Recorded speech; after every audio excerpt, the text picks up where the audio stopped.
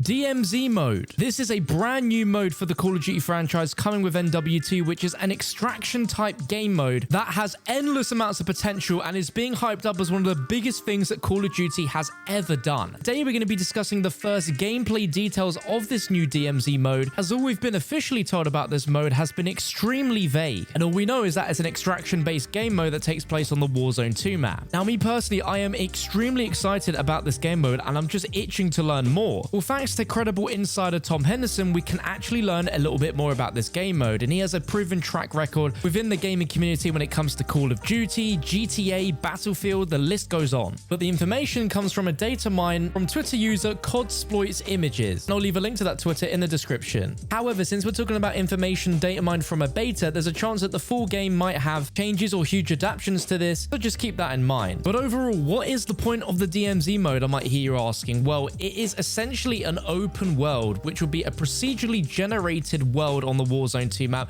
with varied missions and AI, weather, and events, with the objective to accumulate loot within several separate maps before successfully extracting, where you'll be plundering through abandoned homes, buildings, vehicles, crates, and corpses, with the architecture within the map varying between large landmass and vast districts, the claustrophobic shanty towns, and dimly lit one-on-one scaled corridors. There's reportedly a number of extraction points layered across the map, provided the player meets the listed requirements, enabling you the option to withdraw. And upon doing so, you'll have seized and secured all loot acquired during the raid. But this is certainly a risk-reward mode where combat is imperative, as generally valuable items are found on the backs of others, and if you're killed, you likely lose all items you originally entered the map with. Now, this is a completely different style of gameplay to anything COD has ever seen before, and when we relate it to Warzone, for example, if you die in that is it, but you just queue up for the next one. With this mode, if you die, you lose everything that you brought into the game, everything you looted during your time, and you'll have to start all over again. That's the unofficial overview given by leaks and rumors about the game mode. But on that basis, what new can we learn? Well, now the first game detail we learn from Tom Henderson is, unlike Battle Royale where you drop in with just a pistol, you'll be able to enter the DMZ with your own loadout, and it's understood that you'll have 6 items to drop into the DMZ with, being a primary weapon, secondary weapon, 1 tactical, 1 lethal, 1 field upgrade, and 1 kill streak. Now, it's not quite clear yet how you exactly earn these weapons to use for your loadouts, but if we look at very similar games, they have their own in-game currency which you earn by playing the game mode, which can be spent on buying weapons in a marketplace. Now, if for example you ran out of that in-game currency, you won't be able to go into the game mode with any weapons, and you'll just have to go in with a knife and hope that you can find a weapon to keep. Now, we don't know if that's going to be the same in DMZ, but I'd feel it's probably likely that it will. Another insider, Ghost of Hope, reported in May that the game mode will include a marketplace where items can be bought and traded, which sounds extremely cool and works really well in Escape from Tarkov. Now, let's talk player counts, because in a recent interview with the Washington Post, Infinity Ward confirmed that DMZ will support up to 100 players. However, it won't just be real players that you'll come up against, as there will be an abundance of AI in this game mode. According to Tom Henderson, in a recent playtest, 400 AI opponents were tested for DMZ recently. That is a bonkers amount of players to be on one map at one given time.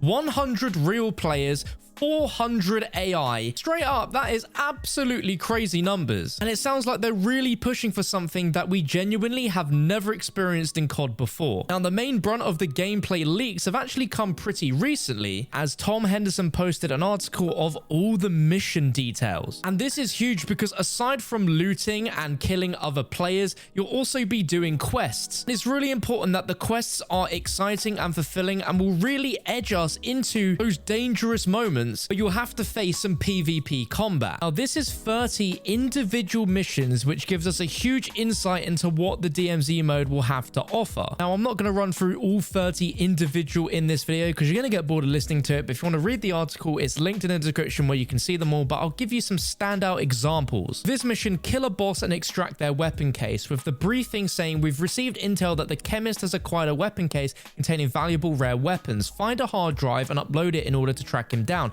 acquire his weapon case by any means necessary. So to me, this sounds like a really advanced MW 2019 Spec Ops mission where there is going to be an AI mob boss somewhere in the map where you're gonna have to do a load of traveling and reconnaissance intel in order to find exactly where they're located, and then go through what might be like a mini boss fight of sorts in order to acquire his weapon case. And then you somehow are going to have to travel to an extraction zone to successfully extract with this case without being killed by other real players before you can successfully extract with it. Another interesting one is capturing X amount of SAM sites, with the briefing saying Al-Qatala has set up several surface-to-air missile sites in the DMZ. There are frequently transport planes flying overhead. SAM sites can shoot them down, allowing you to recover their supplies. You're going to have to go around the map and set up all these surface-to-air missiles and wait for a plane to fly over for it to get destroyed, and then successfully getting all of that loot and then extracting without another player killing you in the process. There's a few other really unique sounding ones, like extract a certain number of liquor bottles, saying before Sabah was evacuated, a famous collector of fine liquors lived there. Looters have stolen and relocated most of his collection around the map. Find a few bottles and bring them back as they're highly valuable. And another quest where you have to go to a specific area on the map called Oil Field, as it's labeled a critical POI for their operation. You have to wipe out all of the grunts there, but you can't be too close, so you have to use a sniper rifle to eliminate the hostiles. And this is all being done while there is 100 other players doing their own thing on the map, and up to 400 AI might catch wind of what you're doing and try and hunt you down. Now, alongside the specific missions I've talked about, there's also quite a few sort of generic ones where you have to extract with a certain amount of cash, or you have to extract with a full backpack, meaning you've basically got to just loot a load of stuff until your backpack is full and then try and escape. But then if you've got a load of really valuable items that you've found and then you try and extract and you get killed in the process, then you lose all of that progress and all of that loot. There's also stuff for killing a certain amount of special forces, killing a certain amount of riot shield grunts, killing X amount of grunts in hydro using a shotgun, killing an X amount of operators. So there's a real good blend of some easy stuff and also some pretty specific hardcore stuff. Now, on top of all of that, there is yet another advanced system coming to this game mode thanks to a Twitter account called Ghost of I'm not going to say the last word, but they tweeted saying that DMZ will feature a key/keycard system similar to Tarkov, with each key/keycard allowing you access to a specific room or location on the map. And this is going to be absolutely huge. And shockingly, Codsploit's Images has actually found strings that tie to every single area that can be opened with one of these keys on the DMZ map. Now, I'm not going to read out all of them, but I'll showcase all of them on screen for you now and point out some of the most interesting ones, being the airport maintenance key, conference room key, so terminal might have some secrets lying within there. There's also a gaming room somewhere on the map, as well as some other cool stuff like a police academy, a quarry control room, which I think is really cool, specifically because we have the Quarry Modern Warfare 2 map remastered in this map. A security camera room and a server room. Imagine if within that security camera room, you could see CCTV of other players around the map somewhere. It would be absolutely awesome. But there's definitely a few Easter egg sounding rooms here. We have a underground shack, which you need a key for.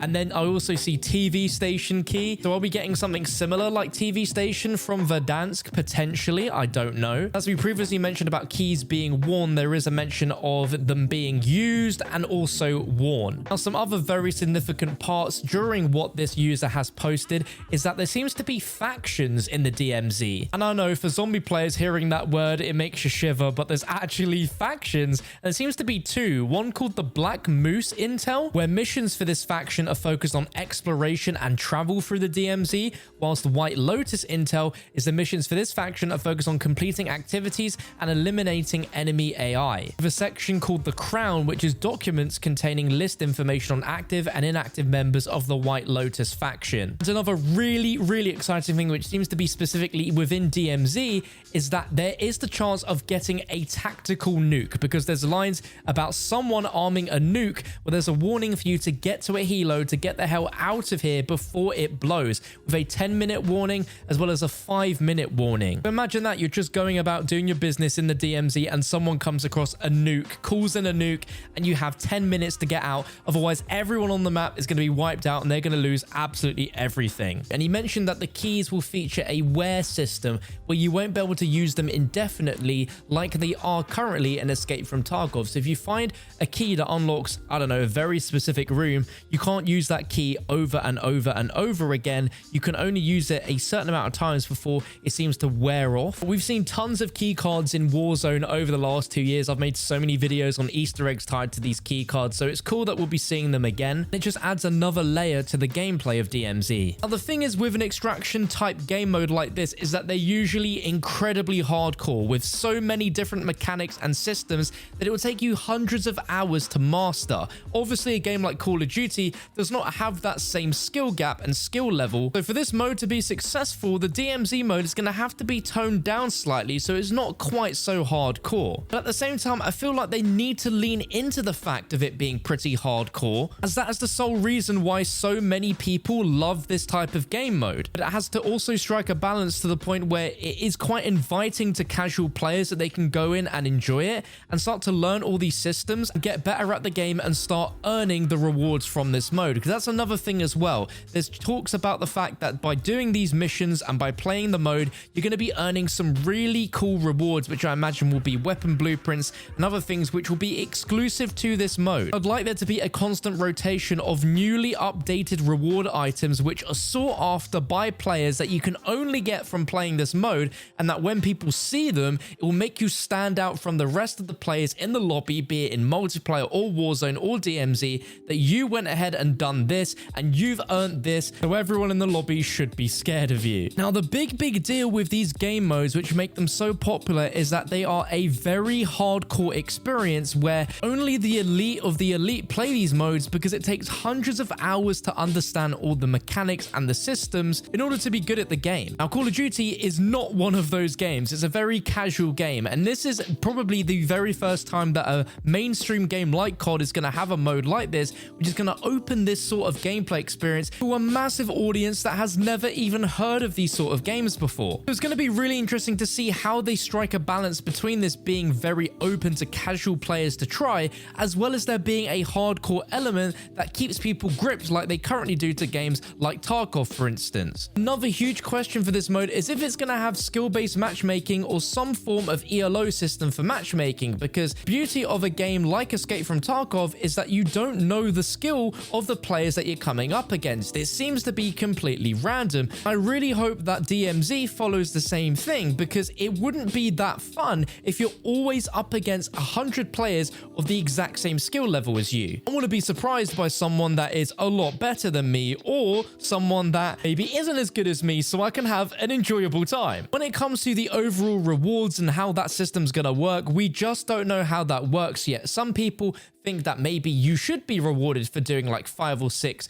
objectives within one life and then extracting successfully, while others think everything you get should be looted, not given to you at the end. But overall, this is going to be a very unique experience for Call of Duty. I just don't understand why they are releasing this mode on the same day as Warzone 2, because I'm scared that it's going to be completely overshadowed by Warzone 2 and people aren't really going to give this mode a go for a number of weeks or months. But if this mode is as good as it sounds and they get everything right, then this mode could be absolutely huge and could be something that we'll see for years to come. And I'm going to be covering it in its full entirety here on the channel. Get subscribed if you haven't already. Let me know your thoughts on DMZ down below. If you want to watch another video, it's on your screen right now. Click it. I'll be with you in just a moment.